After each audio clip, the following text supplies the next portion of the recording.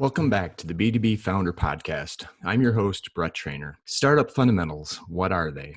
These are the key activities or steps that need to be completed before any startup can scale. These are especially important if you're going to be taking on capital. If you're familiar with the podcast, you know that I feature B2B founders that have successfully scaled their businesses beyond two key thresholds, $1 million and $10 million in annual revenue. We focus on their journey, specifically digging into the tactics and strategies that allow them to scale beyond their networks. I also invite subject matter experts to share their perspectives and best practices in three key areas: growth strategies, process, and people. What we don't talk a lot about is the fundamentals that allowed them to get to the point of scaling their business. So I thought today I would share with you the checklist that I use to make sure that the startup fundamentals are covered and the activities have been answered and verified. So if you're a company that's just starting out or in the early stages, these stages are meant to be progressive. However, if you're already established but stuck, go back and complete the activities that you have not done for your business. And what I want to do today is break them down into basically 4 key buckets. As I mentioned, there's 10 specific questions you need to be able to answer. It's actually now 10 plus 1, and I'll cover why I've added an 11th checklist box, if you will, to make sure that startups are ready to grow. So if you're ready, let's dig in.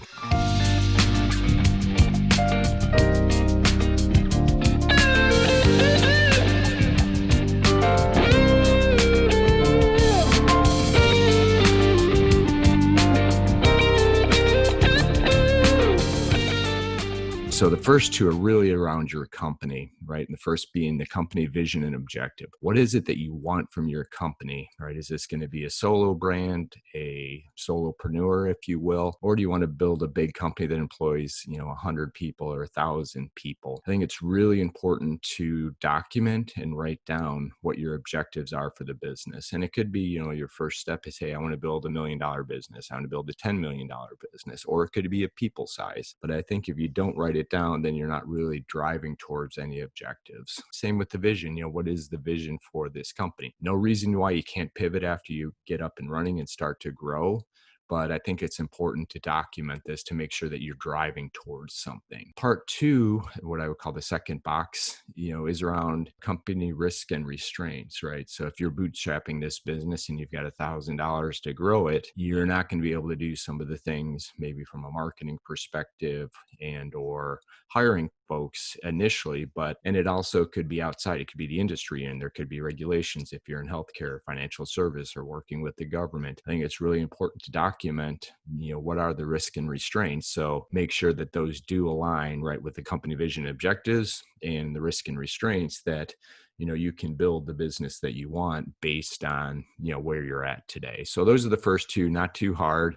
Could take you a little bit more time than you think it will. But the next 2, 3, and 4 really dig into the core of what your business is. A lot of people think that, hey, we'll start with company objectives or business, but really I like to drill down in at the product level, because at the end of the day, you're solving customer problems and you're doing that at a product. You may have multiple products, but at the end of the day, your company isn't solving those problems. These products are solving the problems. So first thing I ask my companies to do, or folks that I work with, is really identify the pain points and customer pain points that your solution or product is going to address. Right? Is this going to make their business and job easier to do? It's really about time savings, or money savings, or ideally both, with what the pain points are. So really understand the pain points that you're solving for customers, and then think about it from how do I message this? Too often, too many companies just list features and benefits on their website and really don't talk about how they solve the problem and what the outcome looks like. Most customers, when they're Google searching or doing research on your company or product, they want to see what the outcomes are.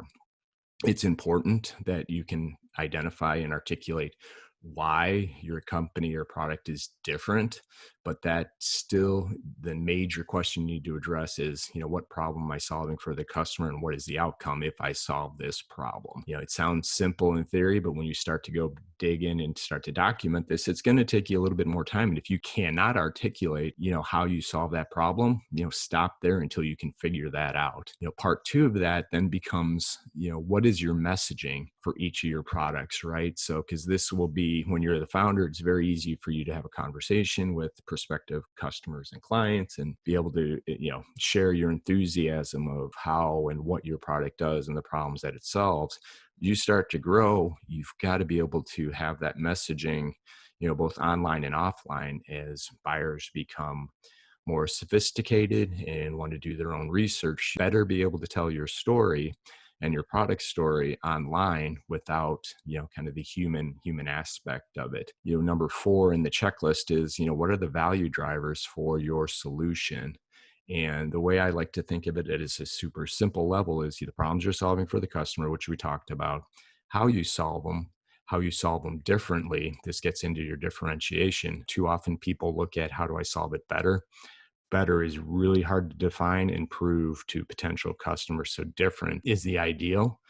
And then do you have the proof points to show, how you are different in solving those problems? So I think if, those are the first four boxes, and those are really important, especially with the pain points and then the value drivers. If you can't answer that, take time, stop, go back and dig in and make sure that you can clearly articulate that. All right, so those are the first 4. I'll go back.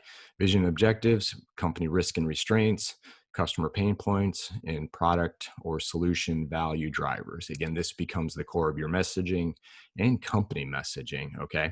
So next we want to be able to do, you've articulated how you solve it differently. You've identified the customer pain points in the marketplace. What now I highly recommend is, take a look at the competitors in this space. What are they doing? What is their messaging? How are they solving the problems differently? Take a look at their pricing. It's really important to understand what your competitors are doing, not to copy it, but in order to differentiate from them. You want to be able to tell a unique story that allows you to stand out and cut through the noise. So take the time, do a deeper dive on your competition, and understand what they're doing. Once you've done that, then I highly recommend picking a single vertical to dive into, right? It's really important that you can articulate the value that you have with your product and how that ties into a specific vertical. Because what I've found, and it's become even more important over time, if you don't speak the language of the industry of the vertical, for example, lawyers, or if you're in the SMB space, roofers, or in the government, if you can't speak the language of the customer, you're going to have a really hard time selling your product or solution, even if it is better than anything that's out there in the market. So I always like to pick one industry or one vertical, get really good at it, and then expand into other verticals. But my key takeaway from there is to make sure that you can speak the language and articulate how that problem's being solved in that industry or vertical. And then last one of this section is, how big is the market, right? So if this ties back to your vision, I want to build a $100 million company. Is there enough people in this marketplace that have the problem, right, that you can solve? If there's only 10 people on earth that have this problem and you're only charging $2,000 for it, you're not going to get where you need to. So this is really about doing a market sizing activity. And again, I think there's another go, no-go decision in here based on what you want from your company. I'm not saying don't start it. You can build a very nice niche boutique business, but depending on your goals, understand, what the market, and don't fool yourself, right? You might not like some of these answers, but it's going to save you a lot of time and money and effort if those don't align. So just to recap, just so we got the first, what have we got, 5, 7 now? So the vision objectives, company risk and restraints, understand your customer pain points, the value drivers of your solutions or products, competitive analysis, industry and vertical, and then how big is the market you're selling into. The next section of the checklist we get into is really around the key metrics and financial questions. Because at the end of the day, you have to know your metrics and you have to understand your finances. And too often founders get caught up looking at their product and driving it, but not really understand the financial viability of the product. What I usually like to start with, especially if the customer or the company founder does have a few customers and is growing, is really to break the revenue down. So this is number 8 in our checklist, is revenue breakdown, which is A, R, and E, with the 3 the acronym basically acquisition. So A is acquisition. So these are net new customers you have coming in with new revenue. Retention is how much of the revenue are you retaining year over year. If you have a SaaS-based model or subscription model, it's easier to track that, but really important regardless of how or what your business model is, to track the retention both at a customer and a dollar level. And then expansion. The E is one that is very often overlooked and is the last area of revenue growth that companies address. So again, it's acquisition, retention, and expansion. And you really want to have a strategy for each of these and understand where you're making the investments, what you need to do to optimize and maximize each of these. If you have a retention problem or you're churning a lot of customers, you need a lot more acquisition just to make up for what you lost. So again, it doesn't have to be super detailed in the early days, but track and understand each of those areas of revenue so you can put process and or strategies around each of those. Part two of this is really from day one, understanding key financial metrics. Now we could go deep and probably do a whole episode just on financial metrics, but I would start with these four. One is your average sale price, right? You can start to understand what pricing looks like when you sell your first product or solution, and then over time understanding where that pricing fits. But it's going to be important, so as you start to look at projections and looking forward, you know how many sales you have to have in order to hit some of those targets. Number two within the financial metrics is cost to acquire a customer. This one is absolutely critical, and again, too many founders wait too long to understand how much it's going to cost for me to grow. And I like to look at this as any dollars that you're spending towards reaching, connecting with, and converting prospects. Too often, a lot of folks will just put the marketing dollars or a campaign run. That's what it's cost to acquire a customer. No, it's anybody that's part of that process, which would include technology in order to get a new customer sold and on board. So be honest with yourself with look at the cost to acquire a customer. It's usually much higher than most startups are looking at, but it'll help you, again, balance where you're going to make the investments. Part two of that is, cost to retain a customer. How much does it cost you to keep a customer on board once you've sold them, they've gone through onboarding? Again, same process, track to see if you've got a dedicated customer success team or account management team, whoever's working with those current customers to make sure you're keeping them long term.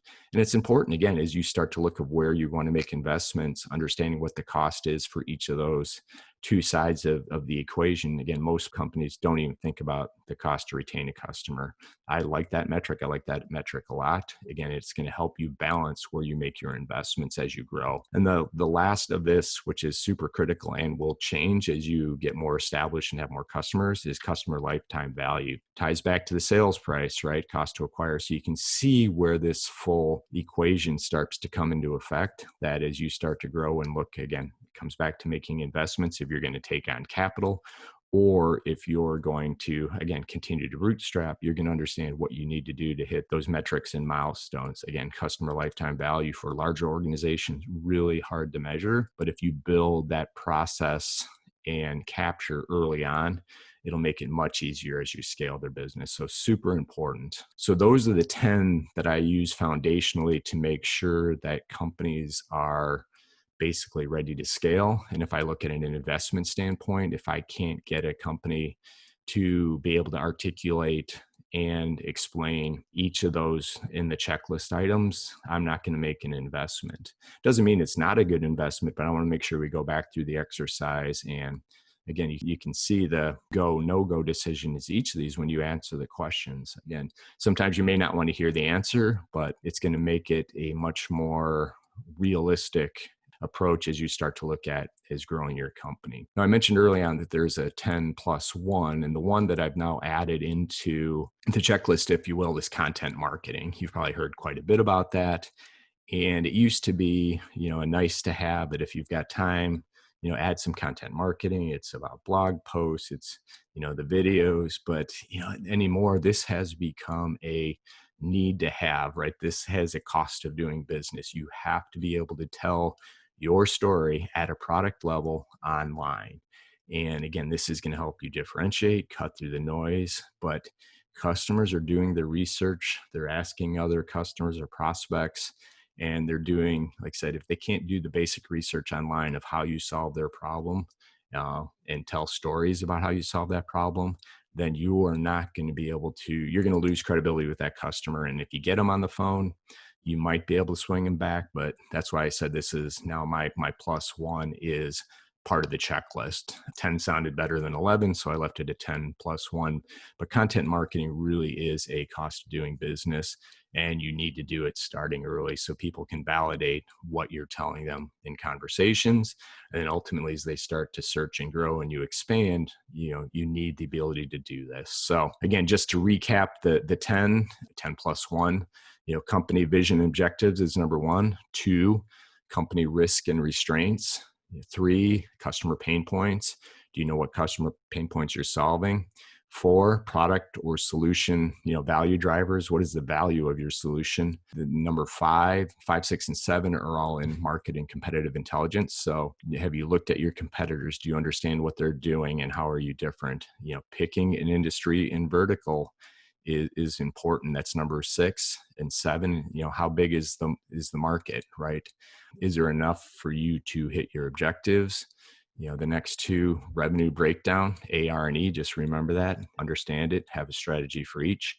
Key financial metrics. Again, we started with average sales price, cost to acquire a customer, cost to retain a customer, and the lifetime value of that customer. That will give you a very clear understanding of, and maybe not the health of your business, but where you have opportunities to improve and make investments. And last but not least is the +1, which is the content marketing, right? Cost of doing business, being able to tell your story, online and offline. So again, this is an important exercise. And as I said, you may not always like the answer, but it's critical to building the foundation for a scalable business. And as I mentioned, I personally wouldn't invest in a business that has not completed this checklist and satisfactory complete the checklist. You can complete the checklist, but if the story doesn't make sense or it doesn't look like you can scale based on the answers, still not going to invest in it. So anyway, I hope you found this episode useful. I always welcome your comments and feedback. Drop me a line if you want to get in touch. Thanks for listening. Until next week, this has been the B2B Founders Podcast.